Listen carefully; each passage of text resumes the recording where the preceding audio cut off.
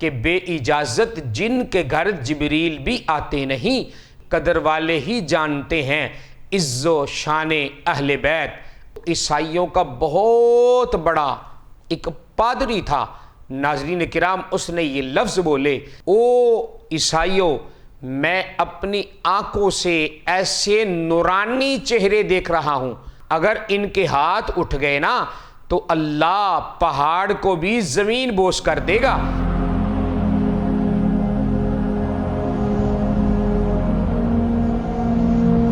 بسم اللہ الرحمن الرحیم، الحمدللہ وحدہ والصلاة والسلام علی من لا نبی بعدہ، اما بعد فاعوذ باللہ من الشیطان الرجیم، بسم اللہ الرحمن الرحیم۔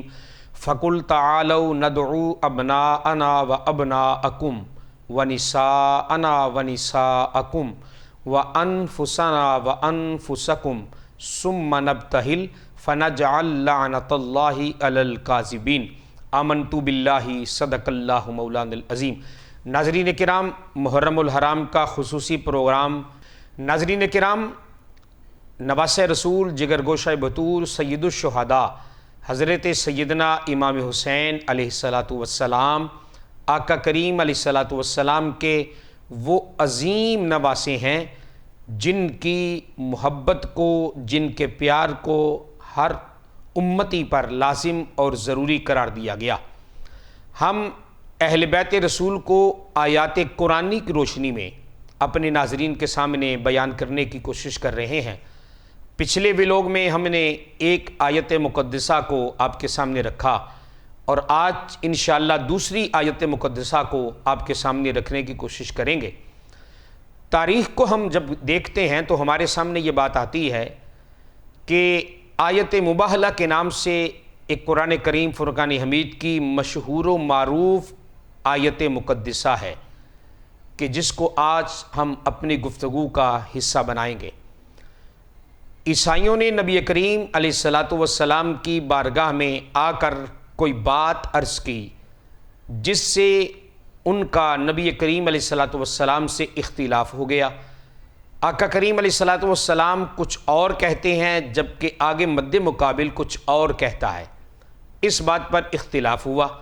نبی کریم علیہ الصلاۃ والسلام کی طرف سے ان کو مباہلے کا چیلنج کیا گیا، اور اس مباہلے کا ذکر اللہ رب العالمین نے قرآن کریم فرقان حمید کی آیت مقدسہ کا حصہ بنایا۔ جب کھلے میدان میں وہ مد مقابل آئے اور نبی کریم علیہ الصلاۃ والسلام بھی مد مقابل جب تشریف لائے تو مد مقابل آقا کریم علیہ الصلاۃ والسلام اپنے ساتھ جن عظیم شخصیات کو لے کے آئے، ان عظیم شخصیات کا ذکر اللہ نے قرآن کریم فرقان حمید کی آیت مقدسہ بنا دیا۔ خالق کائنات فرماتا ہے فَقُلْ تَعَالَوْا۔ اب دیکھیے ناظرین کرام، یہاں پہ بھی کل کا لفظ استعمال ہوا ہے تحقیق کے لیے، بات کو پختہ کرنے کے لیے، بات کو پکا کرنے کے لیے، اور صرف لفظ کل نہیں بلکہ کل سے پہلے جو فا ہے یہ بھی تاکید کے لیے ہے، یعنی دو تاکیدیں اللہ رب العالمین نے قرآن کی اس آیت میں بیان کی ہیں۔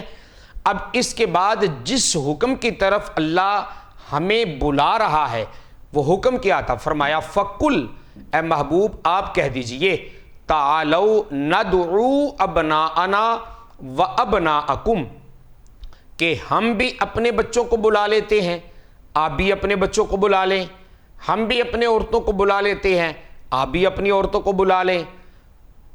تعالوا ندعو ابناءنا وابناءکم ونساءنا ونساءکم وانفسنا وانفسکم، ہم خود بھی میدان عمل میں آ جاتے ہیں، تم بھی میدان عمل میں آ جاؤ۔ اب ناظرین کرام، سوچنے والی بات یہ ہے کہ یہ آیت مباہلہ کس قدر اہمیت والی آیت مقدسہ ہے کہ خالق کائنات نے دو تاکیدوں کے ساتھ اس آیت مقدسہ میں اس بات کو بیان کیا ہے۔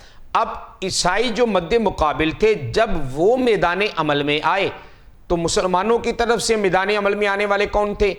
سب سے پہلے آگے نبی کریم علیہ الصلاۃ والسلام، اس کے بعد حضرت سیدنا مولا علی شیر خدا کرم اللہ وجہ الکریم، ان کے بعد امام سیدہ طیبہ طاہرہ عابدہ زاہدہ راکیہ ساجدہ فاطمہ الزہرا سلام اللہ علیہا، اور ان کے بعد امام حسن اور امام حسین علیہم الصلاۃ والسلام آپ کے ساتھ تھے۔ اب اس آیت مقدسہ میں قرآن کریم فرقان حمید نے اس بات کا ذکر کیا۔ اب سوچنے والی بات ہے کہ ابناءنا و ابناءکم، یعنی قرآن نے امام حسن اور امام حسین کو ابن رسول کہا ہے، رسول اللہ کے بیٹے، رسول اللہ کے صاحبزادے، اور ونساءنا ونساءکم، اب میدان عمل میں آنے والی عورتوں میں سے جو خاتون تھی اس کا نام ہے سیدہ طیبہ طاہرہ عابدہ زاہدہ فاطمہ الزہرا سلام اللہ علیہا، وانفسنا وانفسکم، کہ تم خود بھی میدان عمل میں آؤ، ہم خود بھی میدان عمل میں آتے ہیں۔ اب میدان عمل میں جو مسلمانوں کی طرف سے آئے تھے وہ نبی کریم علیہ الصلوۃ والسلام اور حضرت سیدنا مولا علی شیر خدا کرم اللہ وجہ الکریم، کہ جن کو انفسنا کے لفظ سے قرآن نے مخاطب کیا ہے۔